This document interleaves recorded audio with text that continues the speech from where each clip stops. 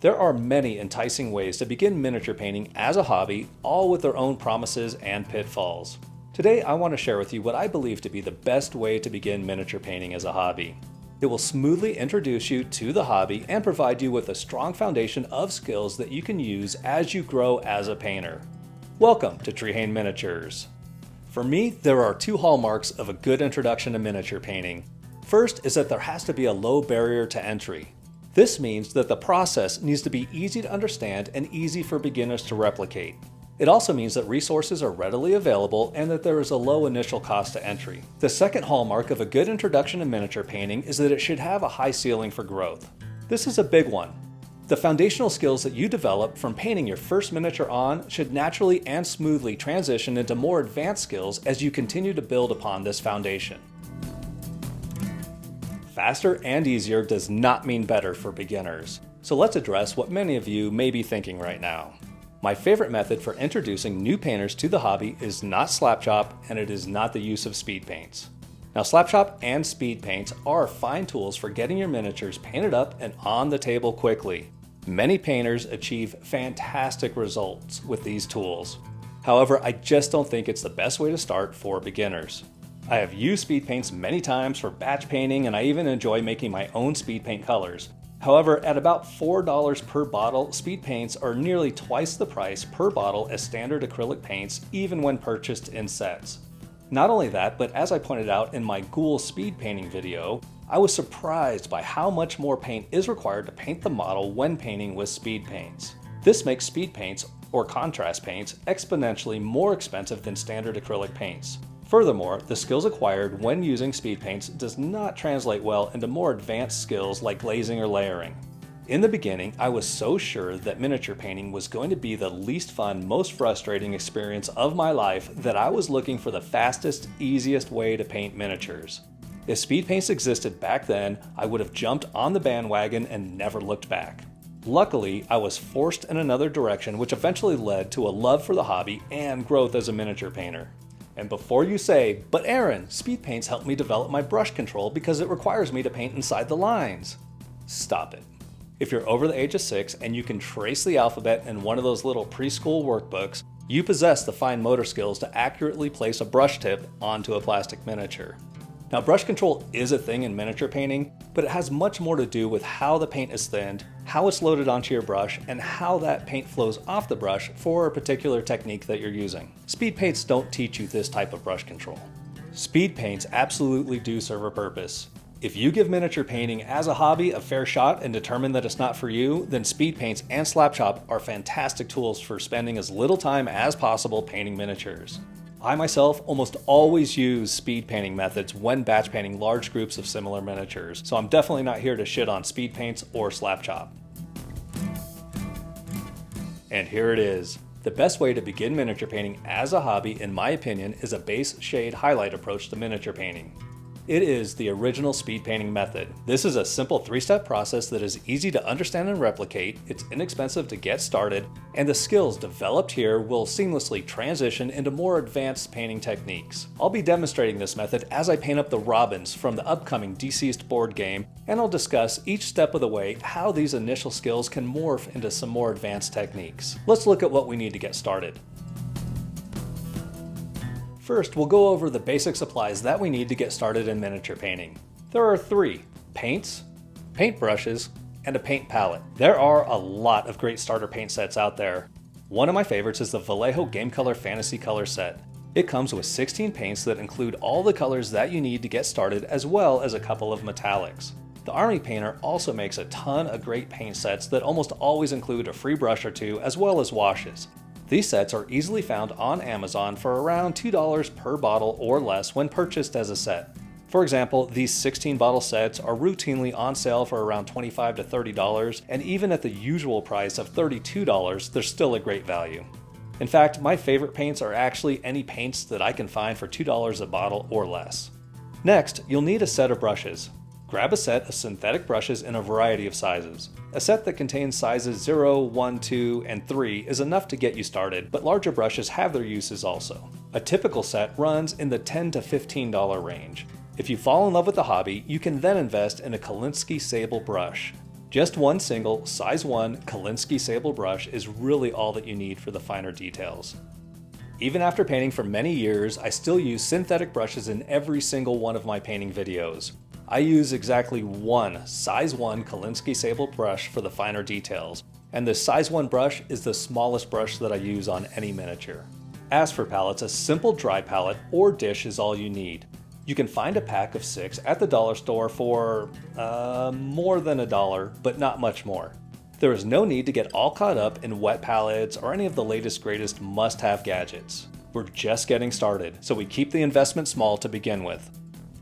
So if you're still with me this far into the video, I'm guessing that getting into miniature painting is something that you're serious about. So this is the time where I'm going to announce a giveaway. This is not for more subscribers, it's not for more views, this is strictly for people who are interested in beginning miniature painting as a hobby. The giveaway will include an Army Painter Zombicide Invader paint set with regiment brush, a set of detail brushes, and a dry palette. And I'm going to throw in some random miniatures to get you started. It's a modest giveaway that is more of a thank you for watching this video. It's for US residents only, and I will cover the shipping to wherever you are in the United States. Entering the contest is easy, it's just going to require a comment down below. You do not need to be subscribed to the channel, and you don't have to have notifications set or any of that other stuff. Nothing to sign up for, but I'll let you know what word to use in the comment section below a little later in the video. First, I lightly wash the miniature with a little soapy water and a toothbrush. After they dry, I attach the models to a painting handle. Notice that painting handles aren't part of the tools of the trade section of this video. That's because a simple $4 glue gun and a 10-cent deck screw makes my favorite painting handle. The model is securely stuck in place on the handle, and I can set it down on any piece of cardboard with a simple twist of the screw. It's also incredibly cost-effective when batch painting 30 or more miniatures at once. You can take the cleaning of the models further by removing mold lines and using plastic putty to fill gaps, but I'll save these details for a more advanced video if this is something that you're interested in seeing. The last step in model preparation is to prime the miniature. Whether it's a rattle can primer, a brush-on primer, or if you have access to an airbrush, a simple light gray primer works great as a neutral starting point. When priming with a rattle can spray primer, there are some important tips to keep your model safe. Begin by testing the primer on one miniature first to make sure that it doesn't turn the model sticky. When spraying the miniature, depress the nozzle of the spray can before pointing it at the model. Then quickly move the spray over the miniature and release the nozzle after the spray has completely passed the miniature. This way, any spray that hits the miniature is coming from a completely depressed nozzle, which helps avoid speckling that can occur from a partially depressed nozzle. We also don't need full opacity from this primer. Notice how there is still a slight purple hue from the colored plastic showing through the primer on this miniature. Priming isn't the same as painting. We don't need complete coverage. All we're doing is creating a surface that is more suitable for our acrylic paints to adhere to.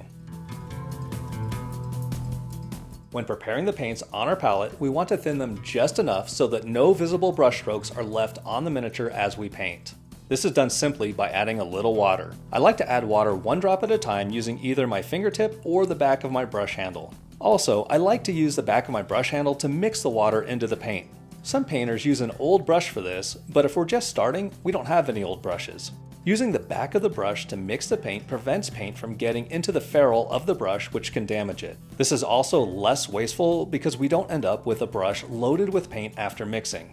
I then like to test the consistency of the paint on my palette before committing it to the model. This base layer step is just like coloring in a coloring book. For each area of the miniature, we simply choose the paint that is the main perceived color of the attribute that we're painting. For example, I choose red paint for a red shirt, peach for Caucasian skin, or black paint for black hair. I'm not concerning myself with shadow colors, highlights, or the way that light would interact with the model. I'm simply laying down a color of paint that any small child would deem appropriate for the item that I'm painting. We can see here in the character art for the Robins that there are a lot of shadows and highlight colors present in the art, but we're not addressing those at the moment. We'll get to those in the next steps. There are a couple of ways to approach this base layer step. One way is to begin by painting the lighter colors first, which allows you to paint outside the lines. This allows you to ensure that there is complete coverage on the model, knowing that these lighter colors can be easily covered by the darker layers that follow. The other approach is to begin by painting within the deepest parts of the model and then work your way out. This helps prevent errant brush strokes from landing on raised surfaces that are already painted as you try to reach past them. For example, it would make more sense to paint the tongue before painting the teeth, and painting the teeth before painting the lips. Since starting this channel, I have preferred the latter method of painting miniatures. I've used both styles extensively, but I feel that painting each part of the miniature accurately presents better on camera than painting well outside the lines, only to cover it up later. One perk of this base shade highlight approach to painting is that this base layer step doesn't change much with more advanced techniques. You may begin with a darker base layer as you strictly highlight up to brighter highlights. Glazing usually starts with some sort of opaque base layer other than black, so this technique is important there as well. There really isn't much that changes with this step as you advance your skills.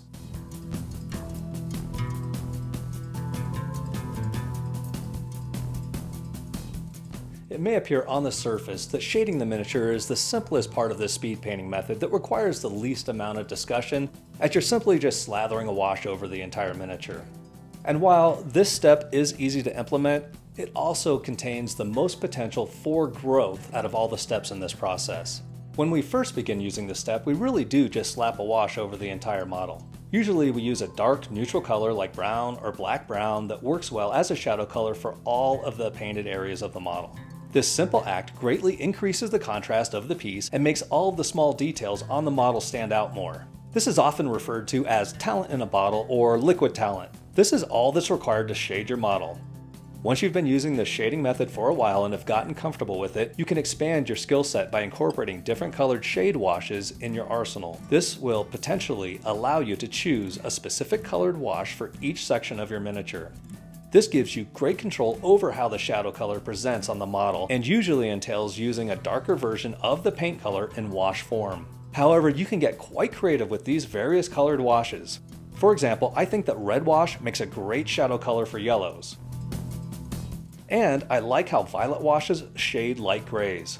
There is not a great leap in skill between these two ways of applying washes to a miniature, but exploring subtle variations in technique like this is how we grow as painters. Small, almost imperceptible steps like this are a painless way to develop our skills. The next way you can further develop your skills is to use the same colored washes but apply them more precisely, rather than slathering them over the entire area. I'm basically using a wash consistency, but I have most of the wash removed from the brush so that it doesn't pool in the recesses. I'm basically painting a very thin paint into the recesses that I want to appear dark. This allows some of the underlying color to show through while still darkening the shadows. This leaves the raised surfaces that will catch the highlights unaffected by the shadow color. The first layer of wash will not darken the shadow significantly, so I will apply this in several layers, drawing my strokes toward the area that I want to be the darkest. As these thin layers build upon each other, the shadows will get darker. At this point, we're glazing, and using washes to shade a miniature is a great introduction to that technique. If at any point you become frustrated with glazing the shadows, you can simply use a standard wash application to remedy it. It's a very easy way to practice the skill of glazing without risking ruining the miniature. There are so many ways to explore techniques when shading a miniature that this step is the reason that I'm using 4 similar miniatures to demonstrate the base shade highlight method of painting. After a base coat of paint and a little wash, these robins are already looking pretty darn good and tabletop ready. And for many painters, this is a fine place to stop painting and start playing your games. But we can take this paint job a little further with some simple highlights. But first, let's go over how to enter the contest. Leave a comment down below with the word miniatures in it. No capitals, no hashtags, no apostrophes. Just use the word miniatures, and if you would, work it into a sentence. Something like, I like the way you paint miniatures, or I'm looking forward to painting miniatures, or I like miniatures. Whatever. Just make it so it's not obvious that this is for a contest. You've made it this far into the video, no sense in giving other people a freebie. Alright, back to our regularly scheduled programming. The easiest way to accomplish these highlights is to choose a lighter shade of the base layer color that you're highlighting and hit all of the raised surfaces and folds on the miniature. These highlights can be painted into place simply with a single line of paint, or they can be placed in a series of strokes and dots to create some texture on fabrics and shimmering effects on other materials. It's important to leave plenty of the mid-tone color showing when highlighting so the colors don't look too washed out. It's also important to highlight select areas where we want to draw the viewer's attention. If every part of the miniature is highlighted to the same degree, nothing will stand out. As you begin your painting journey, your starter set may not have the range of colors that has appropriate highlight colors for every color that you use on the miniature. A simple way to remedy this is to mix a little matte white into the midtone color that is being highlighted. This method isn't favored so much by high-level painters as the white tends to desaturate the color that it's mixed with. I've highlighted hundreds of miniatures by incorporating matte white into the midtone color as I'm doing here, and they all came out fine. As you expand your paint collection, which is inevitable once you've caught the mini painting bug, you can add a bright off-white color to your highlighting. One of my favorite off-white colors to use for highlighting is ice yellow. I feel that this color makes for more interesting highlights. It also works well to highlight red without turning it too pink. One simple line of highlight is all you need to make the miniatures pop on the table. Once you're comfortable with how this simple highlight approach works, you can explore other ways to refine it. For example, beginning your first highlight with much more midtone color than white will make for a smoother transition from the midtone to the highlight color. Then you can gradually add a little more white or off-white to the mix to increase the intensity of the highlights. By thinning your paints with water and applying these gradually brighter highlights in layers, covering a little less area with each subsequent layer, you can achieve very smooth transitions from the darkest shadows to the brightest highlights. And with this, you will have steadily worked towards developing your skills at layering, almost by accident. Another useful feature of this base shade highlight method of painting is how flexible it is. For example, when painting a bunch of minions, you can use the bare bones approach detailed at the beginning of each of these 3 steps. One coat of color, slap it with a wash, and then use a single color highlight or don't highlight at all. This is the pure speed painting way to do it. However, if you'd like a more refined paint scheme for one of your hero characters or boss character, you can take a little more time and incorporate some of the layering or glazing techniques into 1 or 2 of these steps. It's flexible, and the amount of time that you want to spend on your miniatures is entirely up to you. Well, that wraps up my thoughts on getting into miniature painting as a hobby. I really hope you found something useful here. Thank you so much for watching. Please hit the like button and subscribe to the channel to join our growing community of painters.